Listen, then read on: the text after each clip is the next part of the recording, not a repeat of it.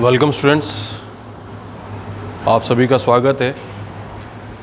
Cellular respiration की हमारी 7वीं class होगी आज।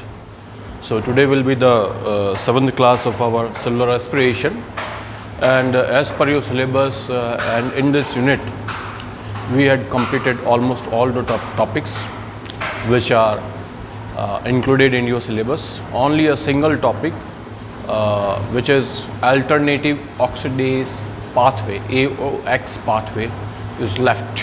So today we will discuss about and we will try to understand what is AOX pathway and how it is different from COX pathway.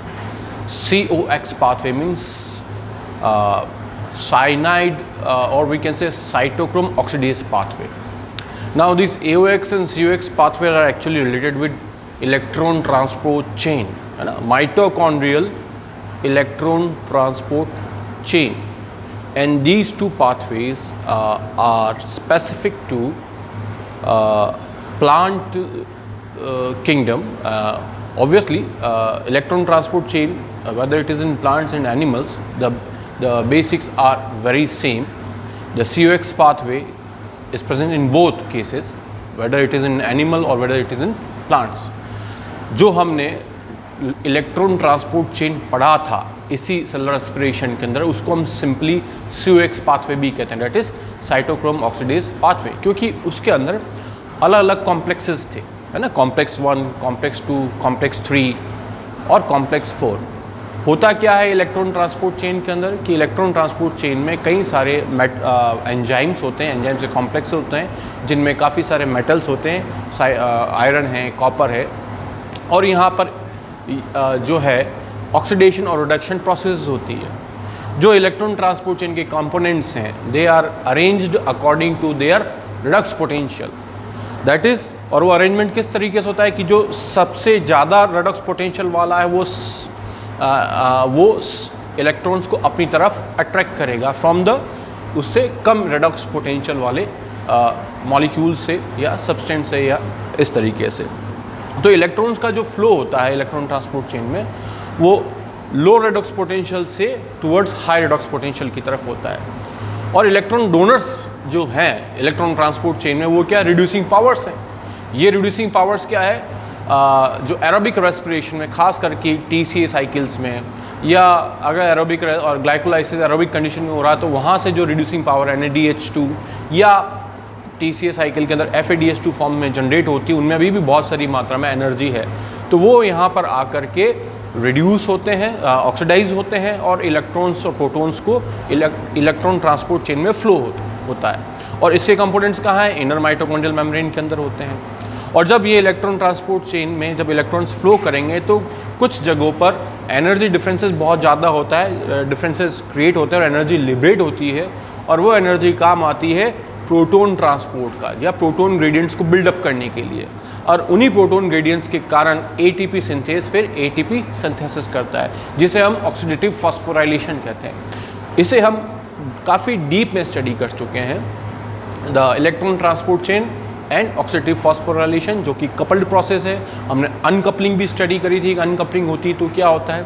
हमने electron transport chain के जो inhibitors हैं उनके बारे में भी हमने स्टडी किया था कि कॉम्प्लेक्स 1 में कौन इनिबिट कर रहा है, कॉम्प्लेक्स 3 में कौन इनिबिट कर रहा है, कॉम्प्लेक्स 4 में कौन इनिबिट कर रहा है। बेसिकली कॉम्प्लेक्स 1, कॉम्प्लेक्स 3 और कॉम्प्लेक्स 4, ये 3 ऐसे कॉम्प्लेक्सेस जहाँ पे मैक्सिमम एनर्जी डिफरेंसेस जनरेट होते हैं, और वो जो एनर्जी रिलीज़ हो रही है इन 3 कॉम्प्लेक्सेस में वो बहुत ज़्यादा होती है, और वही एनर्जी काम आती है प्रोटॉन के एक्टिव अपटेक के अंदर, प्रोटॉन के एक्टिव ट्रांसपोर्ट के अंदर, मैट्रिक्स से इनर मेम्ब्रेनस स्पेस में जहाँ पर प्रोटॉन ग्रेडियंट बनता है। तो इसको हम नॉर्मली कहते हैं एक्चुअली साइटोक्रोम ऑक्सीडेज पाथवे भी कहते हैं, COX पाथवे भी कहते हैं। बट प्लांट्स के अंदर स्पेसिफिकली एक और पाथवे होता है जिसको हम कहते हैं अल्टरनेटिव ऑक्सीडेज पाथवे। इस पाथवे में भी इलेक्ट्रॉन फ्लो तो होंगे, जो रिड्यूसिंग पावर्स है खास करके NADH2 वो रीऑक्सीडाइज होंगी, वो अपने इलेक्ट्रॉन्स इस पाथवे के अंदर एंटर करेंगे। पर इस पाथवे में जब इलेक्ट्रॉन फ्लो होगा इसमें भी मॉलिक्यूलर ऑक्सीजन अल्टीमेटली रिड्यूस होगी और वाटर बन रहेगा। जैसे कि नॉर्मली जो COX पाथवे में भी वाटर मॉलिक्यूल जो लास्ट में बाई प्रोडक्ट है, ऑक्सीजन जो जिसका सबसे ज़्यादा रिडक्स पोटेंशियल है, वो अल्टीमेटली जो उस इलेक्ट्रॉन को एक्सेप्ट करेगा, प्रोटॉन को एक्सेप्ट करेगा, अल्टीमेटली वाटर बनेगा। तो यहाँ पर भी वाटर मॉलिक्यूल बनेगा। But the major difference between the AOX and COX pathway is that कि during the electron flow in AOX pathway there will be no synthesis of ATP, phosphorylation नहीं होगा। जबकि COX पाथवे में phosphorylation हो रहा था, ATP synthesis हो रही थी, पर यहाँ पर ATP सिंथेसिस नहीं होगा और इलेक्ट्रॉन फ्लो हो रहा है और वाटर मॉलिक्यूल बन रहा है। और जो NADH या रिड्यूसिंग पावर से जो एनर्जी लिबरेट, जो इलेक्ट्रॉन फ्लो के कारण लिबरेट हो रही थी, वो एनर्जी एज सच हीट के फॉर्म में लिबरेट हो रही है। तो कुल मिलाकर क्या हो रहा है कि वो सारी की सारी जो एनर्जी रिड्यूसिंग पावर्स में थी, वो हीट के फॉर्म में लिबरेट होती है। और इस हीट के लिबरेशन से टेम्परेचर रेज होगा, ऑब्वियसली थर्मल एनर्जी बढ़ेगी, जिसको हम थर्मोजेनेसिस कहते हैं। तो प्लांट्स में भी थर्मोजेनेसिस होता है, जैसे कि हमने देखा था एनिमल्स के अंदर, हमने एग्जांपल्स दिए थे कि जो ब्राउन एडिपोज टिश्यूज है उसमें कैसे थर्मोजेनेसिस होता है। और वो थर्मोजेनेसिस होता है by uncoupling of electron transport chain with oxidative phosphorylation. When uncoupling occurs, the entire energy released in the form of heat, and that heat is used to keep the body warm. और particularly brown adipose tissues की जो adipocyte cells होती है, वहाँ पर ये uncoupling होती है, जिसको हम थर्मोजेनेसिस भी कहते हैं। And in particular it is non shivering thermogenesis. तो इस तरह की थर्मोजेनेसिस प्लांट्स में भी होता है, और उस थर्मोजेनेसिस से के कई सारे एप्लीकेशंस हैं प्लांट के अंदर। प्लांट को इससे कोई नुकसान नहीं हो रहा है, प्लांट को फ़ायदा होता है। कई केसेस के अंदर जब जो स्टडी रिवील्स करती है, जो रिसेंट रिसर्चेज है वो रिवील करती है कि इस तरह के पाथवे से प्लांट्स को कई प्लांट्स को पॉलिनेशन में फ़ायदा हो रहा है, कई प्लांट्स को फ्लोरल डेवलपमेंट में फ़ायदा हो रहा है। और मैक्सिमम प्लांट्स जो हैं उनमें ये ऑब्जर्व किया गया है कि वो एबायोटिक या बायोटिक स्ट्रेसेस जिसमें की कंडीशंस के अंदर AOX पाथवे हेल्प करता है प्लांट को to cope up with the abiotic as well as biotic stresses. तो हम देखेंगे पाथवे का बेसिक स्ट्रक्चर क्या है, और साथ में समझने की कोशिश करेंगे कि ये किस तरीके से डिफरेंट है फ्रॉम द COX पाथवे। हम एक डायग्राम के माध्यम से उसको समझ लेंगे, और साथ में कुछ बेसिक प्रिंसिपल्स जो इसके क्या एडवांटेज हैं प्लांट्स के अंदर। ऐसा नहीं है कि अगर जो माइटोकॉन्ड्रिया के अंदर AOX पाथवे हो रहा है तो COX नहीं होगा, दोनों होते हैं।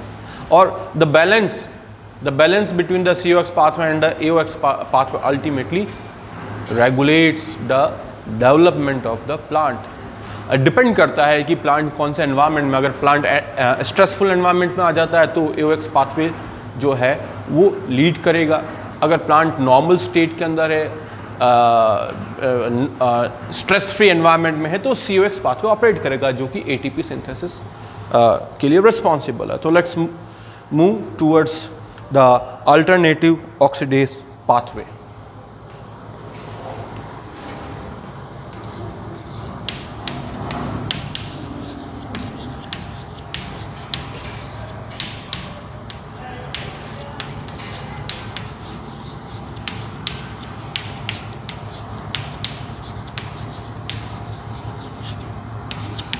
AOX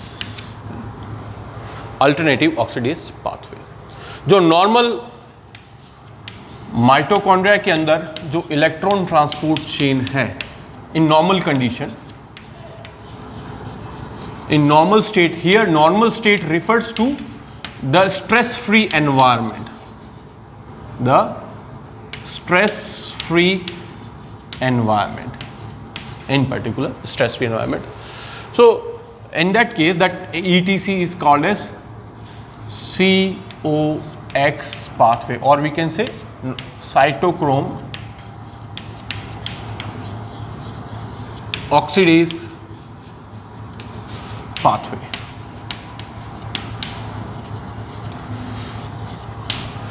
हमने जो इलेक्ट्रॉन ट्रांसपोर्ट चेन इस जो प्रीवियस क्लासेस में स्टडी की, actually it is a COX pathway.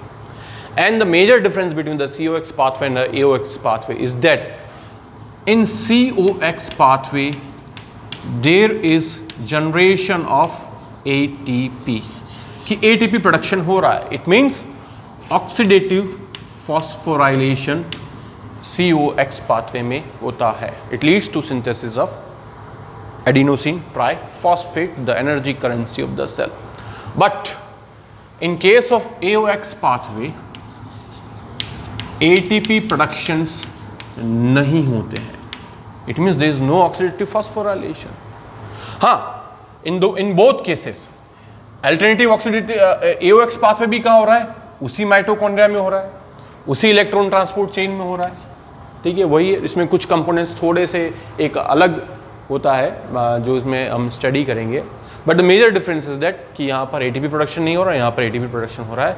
और चूंकि ATP प्रोडक्शन नहीं हो रहा है तो जो रिड्यूसिंग पावर्स आए थे NADH2 या FADH2 की फॉर्म में, और ये रीऑक्सीडाइज हो जाते हैं, और जो एनर्जी रिच इलेक्ट्रॉन्स या जो प्रोटॉन्स हैं उनसे जो एनर्जी है वो एनर्जी सारी की सारी यहाँ पर हीट के फॉर्म में रिलीज होती है.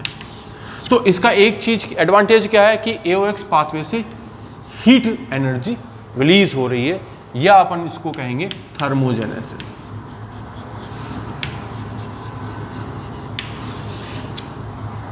जबकि यहां पर जो रिड्यूसिंग पावर्स जो है NADH2 या FADH2, उनसे जो एनर्जी रिच इलेक्ट्रॉन्स या जो प्रोटॉन्स है ultimately they are contributing to formation of ATP, while in this case this energy is actually liberated in the form of heat. So this is the major difference between the AOX pathway and the COX pathway. Further, another important पहला important difference क्या है? बहुत clear है, बहुत ही स्पष्ट है कि COX pathway में ऑक्सीडेटिव फॉस्फोराइलेशन होगा, ATP प्रोडक्शन होगा. जबकि AOX पाथवे में क्या है? ATP प्रोडक्शन नहीं होगा, सिर्फ और सिर्फ जो भी एनर्जी है वो हीट के फॉर्म में लिबरेट होगी, जिसे हम कहते हैं थर्मोजेनेसिस. और ये जो AOX पाथवे है ये प्लांट्स में ऑब्जर्व किया गया है. It has not been observe in animals, है ना. Point to be noted, it has not been observe in animals, it has been observe in plants. और जो दूसरा मेजर डिफरेंस है AOX और COX पाथवे में, इनको एक को साइनाइड इनसेंसिटिव पाथवे भी कहते हैं और एक को हम साइनाइड सेंसिटिव पाथवे भी कहते हैं.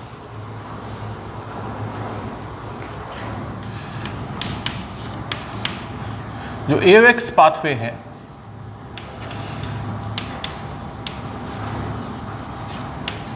It is cyanide insensitive.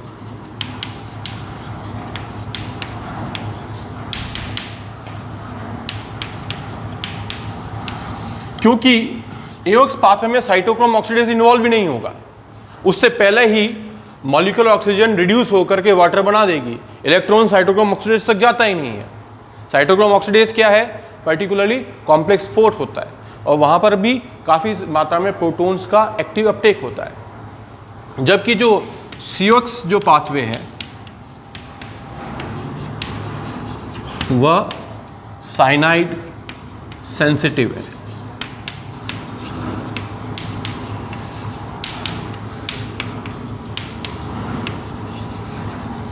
Cyanide sensitive means cyanide is an inhibitor. हमने इलेक्ट्रॉन ट्रांसपोर्ट चेन में कॉम्प्लेक्स 1, कॉम्प्लेक्स 3 और कॉम्प्लेक्स 4 के इनिबिटर पढ़े हैं.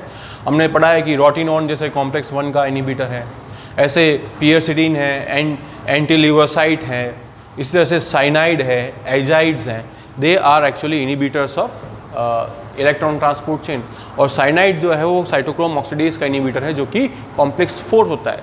तो चूंकि कॉम्प्लेक्स 4 तक AOX पाथवे के अंदर इलेक्ट्रॉन्स कॉम्प्लेक्स 4 में जाता ही नहीं है, इसलिए हम इसे साइनाइड इनसेंसिटिव पाथवे भी कहते हैं. अगर साइनाइड भी हो तो भी ये पाथवे ऑपरेट करेगा, जबकि साइनाइड की उपस्थिति में ये पाथवे ऑपरेट नहीं करेगा. अब देखते हैं कि what is the diagrammatically now we will try to understand the difference between the COX pathway and the AOX pathway and how the AOX pathway is operated.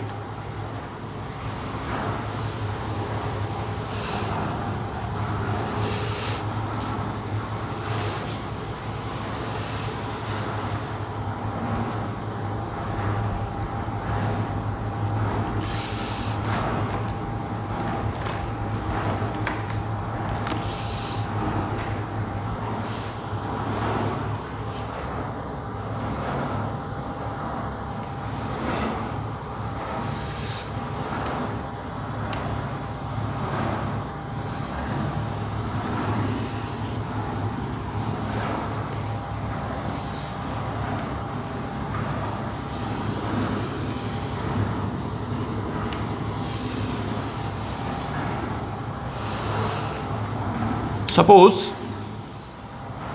जैसे कि ये माइटोकॉन्ड्रिया है ना, इसकी दो मेम्ब्रेन्स होती है, एक तो होती है इनर मेम्ब्रेन और एक होती है outer membrane. Suppose this is the outer membrane of mitochondria and this is the inner membrane of mitochondria. इसको हम यहाँ पर एलैबोरेट कर रहे हैं इन दोनों को. और बीच में क्या है, ये इंटर मेम्ब्रेनस स्पेस है. तो ये तो हो गई outer membrane, outer mitochondrial membrane, और ये हो गई inner mitochondrial membrane, this one.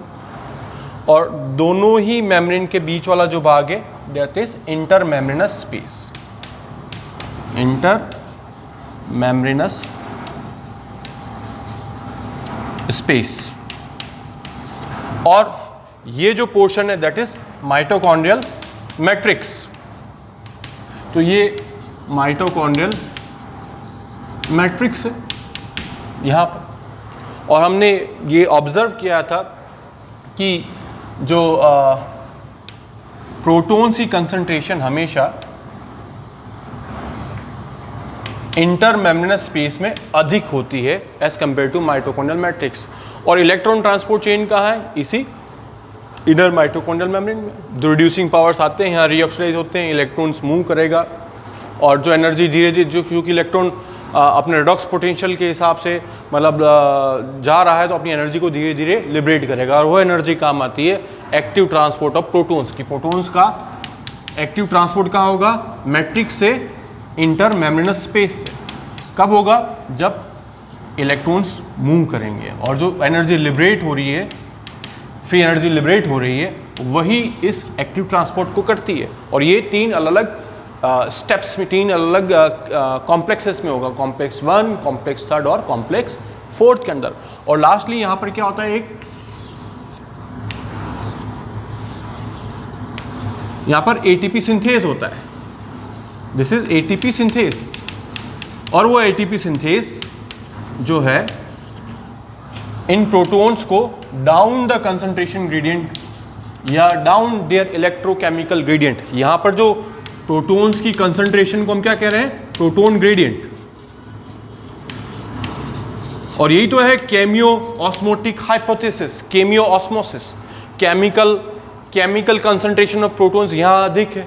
Osmosis क्या है, that is transport of a particular chemical from its high concentration to its low concentration, that is chemiosmosis hypothesis. So during the transport of these protons from their high electrochemical gradient or high electrical and electrical concentration means positive charge is more here. तो ये इधर की तरफ membrane ज़्यादा positive है और इधर की तरफ मेम्ब्रेन लेस पॉजिटिव है, तो ये एक्चुअली नेगेटिव ज़्यादा होगी इधर की तरफ से. तो डाउन इट्स इलेक्ट्रिकल ग्रेडियंट मतलब पॉजिटिव टूवर्ड्स नेगेटिव. यहाँ पे प्रोटॉन की कंसंट्रेशन अधिक होने से ये मेम्ब्रेन इधर की ओर से ज़्यादा पॉजिटिवली चार्ज है, जबकि प्रोटॉन की कंसंट्रेशन यहाँ कम है, इसलिए मेम्ब्रेन इधर नेगेटिवली चार्ज है.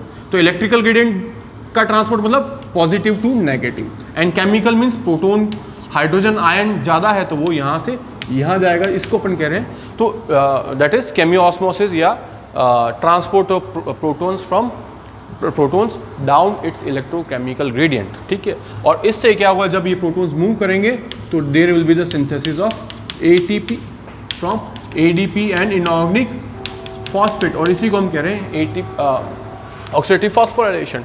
ये तो हम एक आउटर एक ओवरव्यू पढ़ रहे हैं इलेक्ट्रॉन ट्रांसपोर्ट चेन का. और जगह जगह पर यहाँ पर कॉम्प्लेक्स 1, कॉम्प्लेक्स 2 मेम्ब्रेन से एसोसिएटेड होता है, कॉम्प्लेक्स 3 और कॉम्प्लेक्स 4 होते हैं अलग अलग. ये कॉम्प्लेक्स 4 है, मान लिया कॉम्प्लेक्स 3 है, ये कॉम्प्लेक्स 2 है और ये कॉम्प्लेक्स 1 है. बीच बीच में कई सारे मोबाइल कैरियर्स होते हैं, जैसे यूबिक्विनॉन है ना, यूबिक्विनॉन. और साइटोक्रोम C भी होता है बीच में, कॉम्प्लेक्स 3 और कॉम्प्लेक्स 4 के बीच में. तो थोड़ा सा मैं इसको एक बार आप से अरेंजमेंट दिखा देता हूँ, समझा देता हूँ आपको, और फिर हम इसको कंपेयर करेंगे AOX को COX से.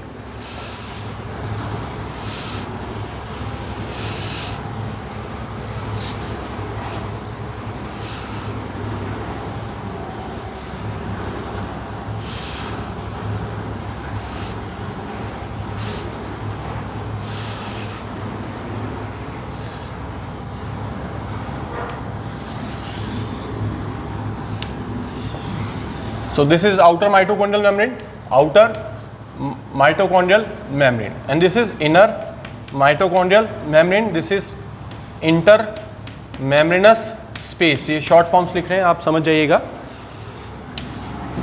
तो पहले देखते हैं इलेक्ट्रॉन ट्रांसपोर्ट चेन जो COX पाथवे वाला जो है उसका अरेंजमेंट क्या होता है. सबसे पहले होता है कॉम्प्लेक्स 1. से दिस इज कॉम्प्लेक्स 1 जो कि NADH सक्सिनेट डिहाइड्रोजनस कॉम्प्लेक्स भी कहते हैं, सिंपली NADH डिहाइड्रोजनस कॉम्प्लेक्स भी कह सकते हैं.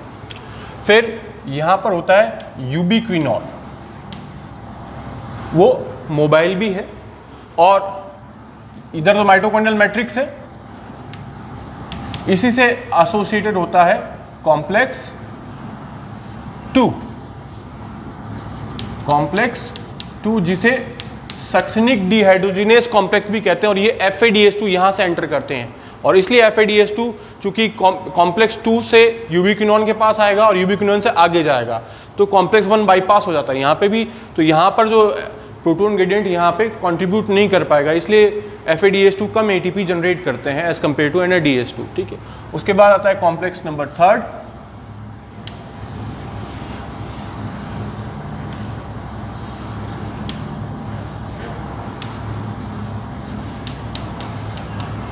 जिसे हम साइटोक्रोम BC कॉम्प्लेक्स भी कहते हैं. फिर साइटोक्रोम C आता है, मोबाइल इलेक्ट्रॉन कैरियर, और लास्ट में आता है कॉम्प्लेक्स नंबर 4.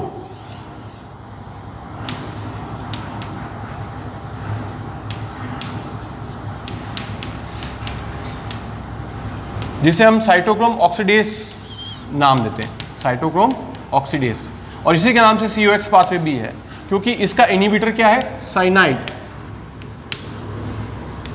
साइनाइड इसका इनिबिटर है, और जब इसको इनिबिट कर जाएगा तो क्या होगा, आगे इलेक्ट्रॉन मूव नहीं करेगा, और इलेक्ट्रॉन आगे जाएगा और यहाँ पर वो ऑक्सीजन को रिड्यूस करेगा इलेक्ट्रॉन, तब जाकर के वाटर मॉलिक्यूल बनेगा, और ATP सिंथेस मॉलिक्यूल भी होता है. ये ATP सिंथेस है.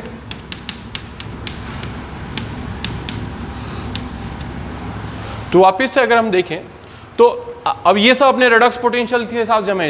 यूबिक्विनॉन का रिडक्स पोटेंशियल इससे अधिक है, इसका रिडक्स पोटेंशियल इससे ज़्यादा होगा, इसका RP इससे अधिक होगा, कॉम्प्लेक्स 4 का RP इससे अधिक होगा, और ऑक्सीजन का RP कॉम्प्लेक्स 4 से अधिक होगा. इसलिए इलेक्ट्रॉन हमेशा ऑक्सीजन के पास जाएगा और फाइनली H2O बनेगा. तो जब रिड्यूसिंग पावर्स खास करके जैसे NADH, इसका रिडक्स पोटेंशियल सबसे कम है. ठीक है. ये जब रीऑक्सीडाइज होगा तो इलेक्ट्रॉन्स और protons, a pair of electrons, a pair of protons complex 1 से, यूबिक्विनॉन से कॉम्प्लेक्स 3 के पास, फिर साइटोक्रोम C से साइटोक्रोम कॉम्प्लेक्स 4 के पास, और कॉम्प्लेक्स 4 से ऑक्सीजन को रिड्यूस करेंगे और वाटर मॉलिक्यूल बन जाएगा. तो ये डायरेक्शन रहेगा. पर इस स्टेप के अंदर एक तो इस जगह पे, एक इस जगह से प्रोटॉन्स अंदर आएंगे, एक कॉम्प्लेक्स 3 से प्रोटॉन अंदर आएंगे, और एक कॉम्प्लेक्स 4 से प्रोटॉन अंदर आएंगे, और अल्टीमेटली 6 प्रोटॉन का ग्रेडियंट बनेगा.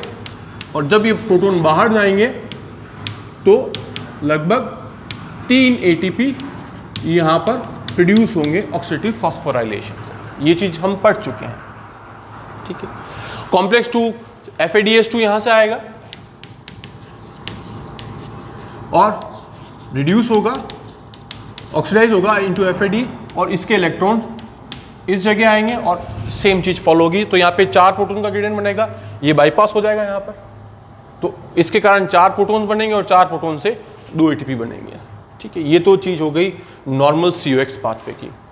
अब क्या होता है कि प्लांट्स के अंदर जो माइटोकॉन्ड्रिया होता है, उस माइटोकॉन्ड्रिया के अंदर पर्टिकुलरली, क्योंकि प्लांट्स जो है एक ऐसे ऑर्गेनिज्म है जिनको कई सारी एक्सट्रीम कंडीशंस में गुजरना होता है. दे कैन नॉट मूव, ये उनका सबसे बड़ा रेस्ट्रिक्शन है. एनिमल्स को मान लिया कि किसी जगह पे एकदम तेज गर्मी पड़ रही तो वहाँ से मूव करके एक ठंडी जगह पे जा सकते हैं, और प्लांट्स नहीं जा सकते हैं. उस तेज गर्मी के अंदर वहीं पर उनको रहना पड़ेगा, या बहुत तेज ठंड है तो वो वहीं के वहीं रहेंगे। तो उस तेज गर्मी, उस तेज ठंड में या और अदर एक्सट्रीम एनवायरनमेंट में उनको अपने हिसाब से ही वहीं पर इंटरनल चेंजेस करने होते हैं, चाहे वो फिजियोलॉजिकल चेंजेस हो या मेटाबॉलिक चेंजेस हो या बायोकेमिकल चेंजेस हो या लॉन्ग टर्म के अंदर वो कोई जेनेटिक चेंजेस हो, वो उनको करने पड़ते हैं। तो ऐसे कई सारे मैकेनिज्म उनके अंदर डेवलप हो चुके हैं और AOX भी एक इसी तरह का मैकेनिज्म है। तो अब मैं फोकस कर रहा हूँ यहाँ पर AOX पाथवे को इसी के साथ में, जो भी AOX पाथवे भी इसी इनर माइटोकॉन्ड्रियल मेम्ब्रेन का ही पार्ट है, वो इसी इलेक्ट्रॉन ट्रांसपोर्ट चेन का ही पार्ट है। अब AOX पाथवे को मैं थोड़ा सा फोकस करूंगा इस रेड चॉक से। This is complex 2।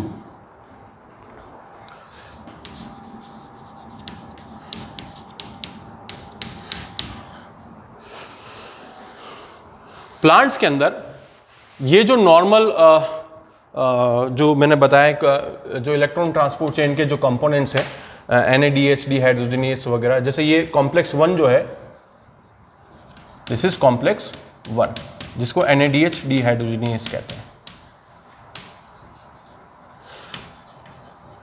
ये जो NADH डिहाइड्रोजनेज कॉम्प्लेक्स 1 जो है, ये एम्बेडेड प्रोटीन है, ये इस मेम्ब्रेन के अंदर फुली तरह एम्बेडेड होते हैं। इसी तरह से कुछ NADH हाइड्रोजनेज जो होते हैं, जैसे मैं इसको रेड चॉक में से उसको शो कर रहा हूं, मैं इस कॉम्प्लेक्स 2 को यहां से हटा रहा हूं, ठीक है, ये रेड चॉक में, ये भी NADH डिहाइड्रोजनेज है, NADH dehydrogenase. But important thing is that they are rotenone insensitive.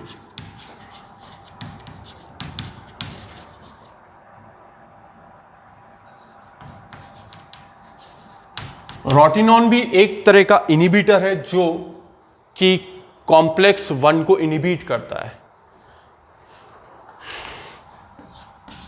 ये जो रोटिनॉन जो एक टॉक्सिन है वो इस कॉम्प्लेक्स 1 का इनिबिटर है, और ये जो कॉम्प्लेक्स 1 जो एम्बेडेड है इनर माइटोकॉन्ड्रियल मेम्ब्रेन के अंदर, जो NADH डिहाइड्रोजनेज जिसको हम कॉम्प्लेक्स 1 कह रहे हैं, ये रोटिनॉन सेंसिटिव है। क्या है? रोटिनॉन sensitive.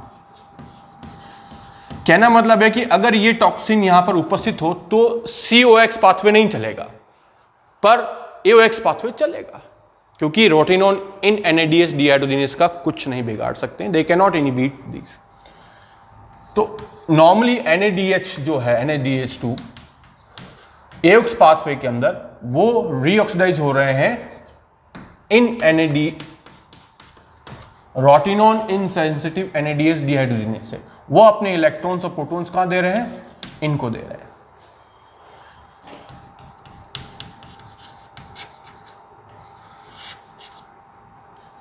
A pair of electron and a pair of protons।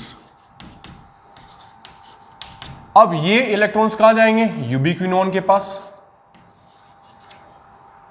यूबिक्विनोन एक ऐसा मॉलिक्यूल है जो COX पाथवे में भी ऑपरेट कर रहा है और यूबिक्विनोन AOX पाथवे में भी ऑपरेट करेगा। अब यहां से वो इलेक्ट्रॉन्स जो हैं, जो ये रेड कलर वाले हैं, ये इलेक्ट्रॉन अब कॉम्प्लेक्स 3 के पास नहीं जाएंगे। यहीं पर एक एसोसिएटेड होता है मॉलिक्यूल जिसको कहते हैं अल्टरनेट ऑक्सीडेज। इसका नाम है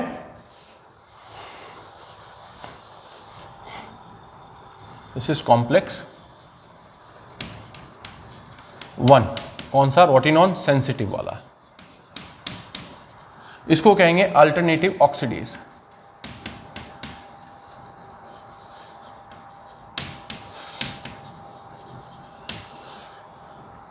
या AOX, सिंपली AOX।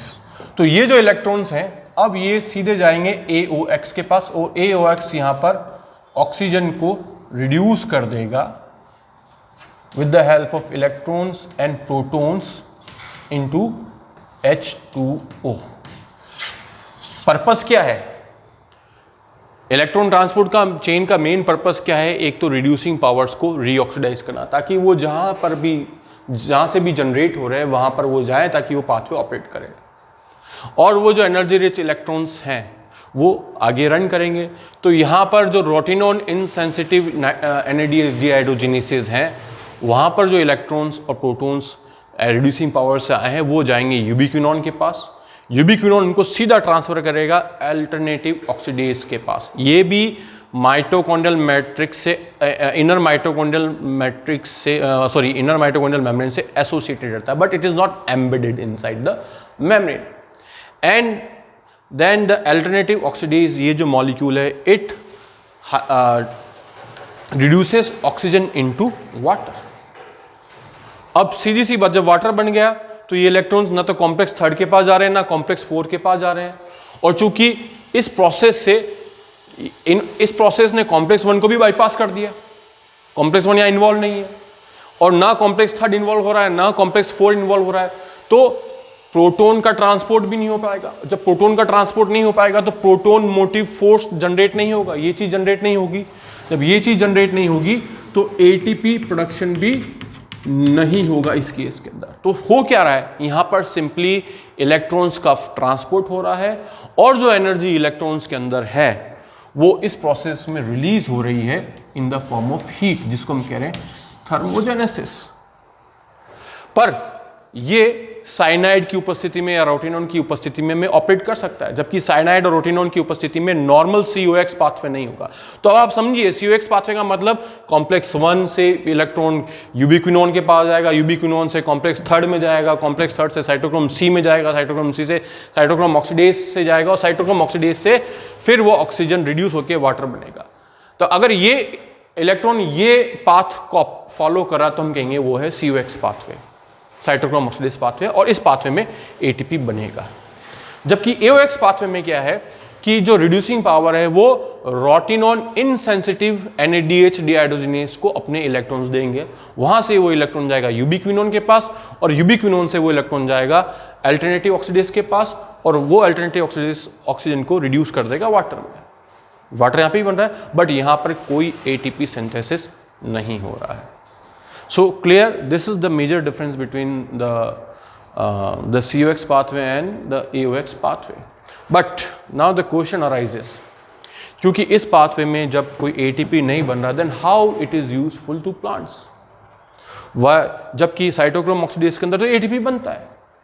So कैसे बिना ATP बने भी प्लांट के लिए यूजफुल पाथवे?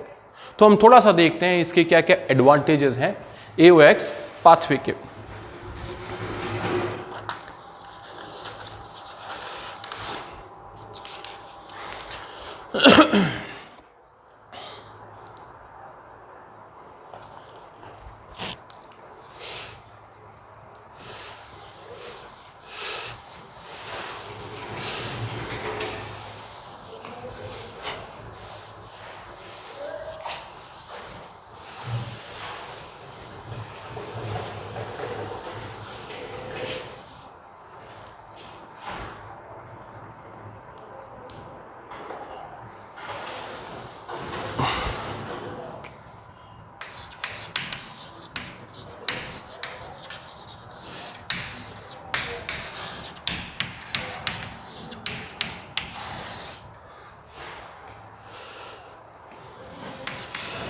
चूंकि AOX पाथवे के अंदर हीट एनर्जी लिबरेट हो रही है, हीट एनर्जी रिलीज हो रही है, इज रिलीज, और उस प्रोसेस को हम कहेंगे thermogenesis.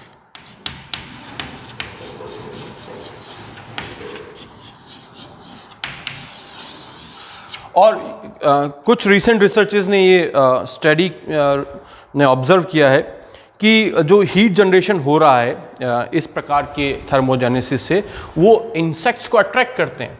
So this thermogenesis attracts insects for pollination.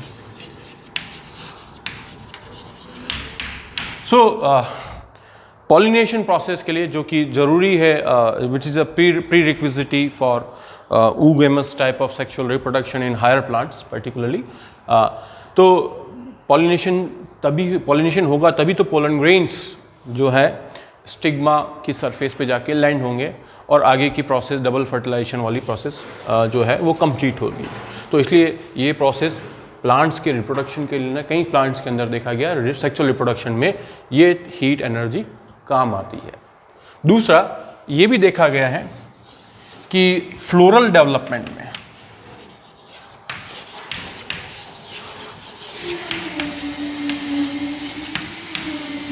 कि कई सारे प्लांट्स के अंदर फ्लोरल डेवलपमेंट में भी AOX पाथवे बहुत ही इम्पॉर्टेंट है, ये ऑब्जर्व किया गया है। पर ज़्यादातर प्लांट्स में ऑब्जर्व किया, ये देखा गया, ये पाया गया है कि AOX पाथवे का जो बेनिफिट है वो स्ट्रेसफुल कंडीशन से में प्लांट को हेल्प करने के लिए, स्ट्रेसफुल कंडीशन के अंदर वो प्लांट को हेल्प करते हैं ताकि वो उस एनवायरनमेंट को कोप कर सकें, उस एनवायरनमेंट में सरवाइव कर सकें।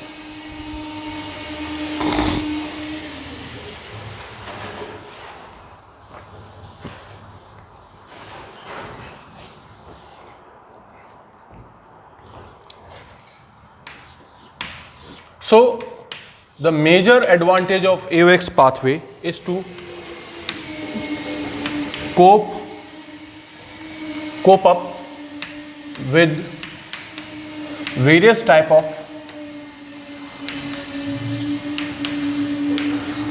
biotic and abiotic stresses.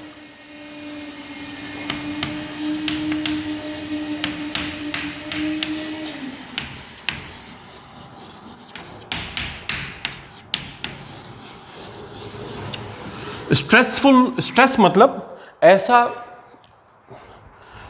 ऐसी परिस्थिति या ऐसी सिचुएशन या ऐसा एनवायरनमेंट जो कि किसी जीव की स्वाभाविक या जो नेचुरल ग्रोथ है या उसको वो ऑब्स्ट्रक्ट कर रहे हैं या उसमें रुकावट या बाधा बने, या ऐसी परिस्थिति, ऐसा वातावरण जिसके कारण प्लांट की जो नेचुरल ग्रोथ है, जो स्वाभाविक वृद्धि है या उसका रिप्रोडक्शन है, उसमें अगर बाधा उत्पन्न होती है तो हम ऐसे वातावरण को, ऐसी परिस्थिति को हम कहते हैं स्ट्रेस।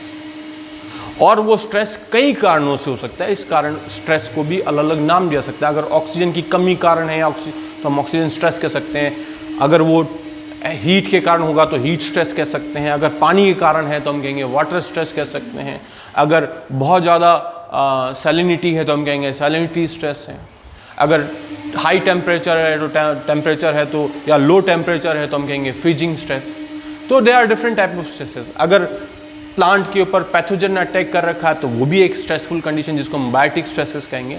तो कई प्रकार के स्ट्रेसेस के अंदर ये देखा गया है AOX एक इम्पॉर्टेंट रोल प्ले करता है। जैसे कुछ उदाहरण देख सकते हैं कि बैक्टीरियल पैथोजन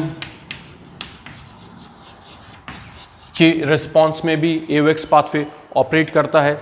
इसके अलावा कई सारे स्ट्रेसेस में जैसे कि low oxygen stress, low nutrient conditions,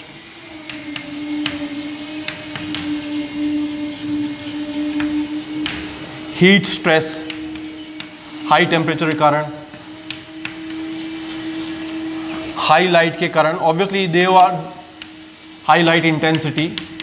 Heat stress and high light intensity are more or less similar type of conditions, क्योंकि अगर high light intensity होगी तो heat stress भी होगा।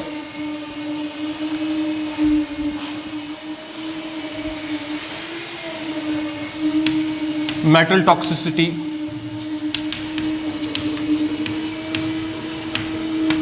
high CO2 concentration। तो ये डिफरेंट कंडीशंस है जिसमें इस टाइप का AOX पाथवे जो है वो ऑपरेट करता है या उसकी फ्रीक्वेंसी बढ़ जाती है। एक्चुअली जो सेल के अंदर जो नॉर्मल जो मेटाबॉलिक प्रोसेसेस की बात करें तो क्या COX पाथवे या AOX पाथवे जो है वो डिपेंड करता है कि प्लांट का क्या स्टेटस है, एनवायरनमेंट किस प्रकार का। अगर एनवायरनमेंट सूटेबल है उसकी नॉर्मल ग्रोथ के लिए तो ऑब्वियसली COX पाथवे डोमिनेट करेगा। बट अगर इस तरह के कोई एनवायरनमेंट्स जनरेट होते हैं तो प्लांट के अंदर AOX पाथवे की जो फ्रीक्वेंसी है वो इंक्रीज हो जाती है।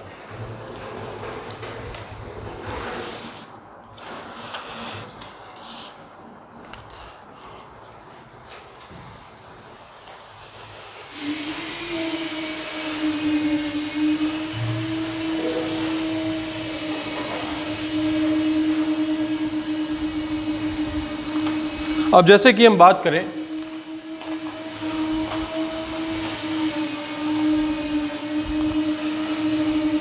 कि कई सारी एबायोटिक कंडीशन में, एबायोटिक स्ट्रेसेस के अंदर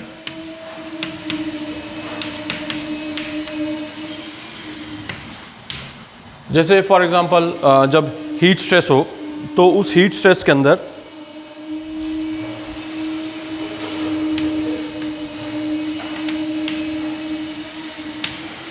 जो एक्सेस एनर्जी है, ऑब्वियसली जब हीट स्ट्रेस होगा, हाई टेम्परेचर होगा, तो ऑब्वियसली फोटो ऑक्सीडेशन, जो फोटोसिंथेसिस के अंदर जब होगा या दूसरा फोटो ऑक्सीडेशन ज़्यादा होगा, और उस केस के अंदर जो एक्सेस एनर्जी है, उस एक्सेस एनर्जी के अंदर जो यूबिक्विनोन है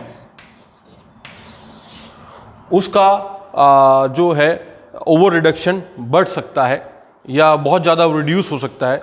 तो उस ओवर रिडक्शन को प्रिवेंट करता है AOX, प्रिवेंट्स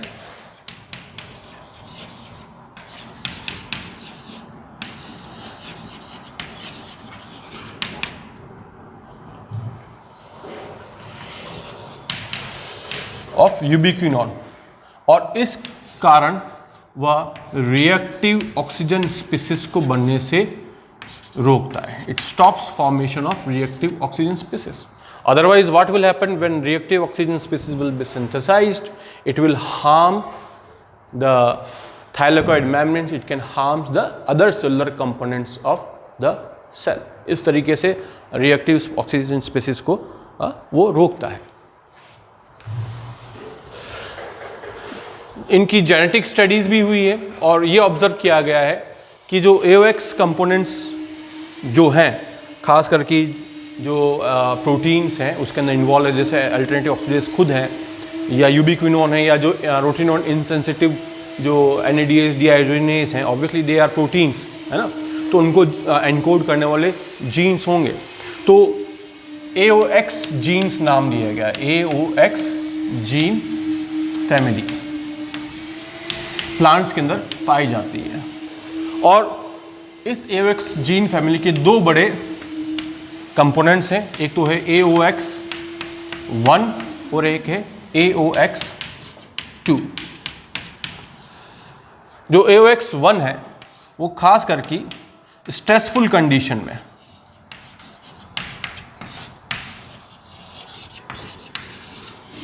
एक्सप्रेस होते हैं। मतलब ये जीन्स कब एक्सप्रेस होंगे? जब प्लांट स्ट्रेसफुल कंडीशन में होगा तो ये जीन्स एक्सप्रेस होंगे और ये जीन्स या इनके एंजाइम्स एक्टिवेट होंगे और वो क्या करेंगे? AOX पाथवे को ऑपरेट करेंगे। और ये देखा गया है कि ये AOX1 जो है ये मोनोकॉट्स एंड डाइकॉट्स दोनों के अंदर पाए जाते हैं। मतलब एंजियोस्पर्म के अंदर मोनोकॉट्स और डाइकॉट्स दोनों के अंदर इनको रिपोर्ट किया गया है।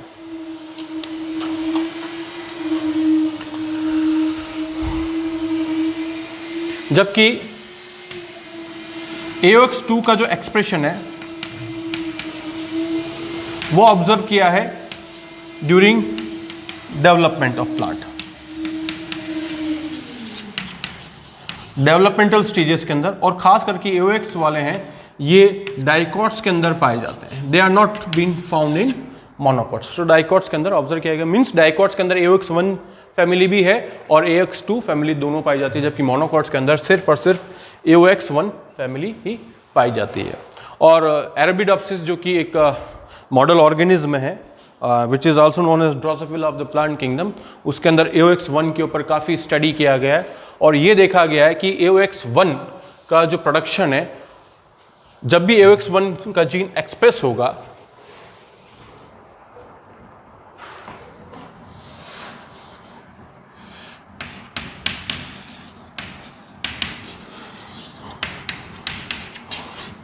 Arabidopsis thaliana, a monocot,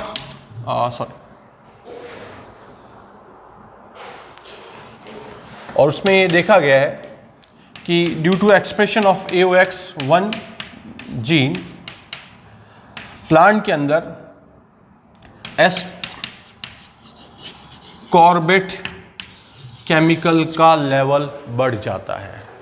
और एस्कॉर्बेट हमेशा स्ट्रेसफुल कंडीशन में ही एक्सप्रेस होता है या उसका लेवल बढ़ता है, और वह प्लांट को रिएक्टिव ऑक्सीजन स्पीसीज से सेव करेगा, जिससे प्लांट का नेक्रोसिस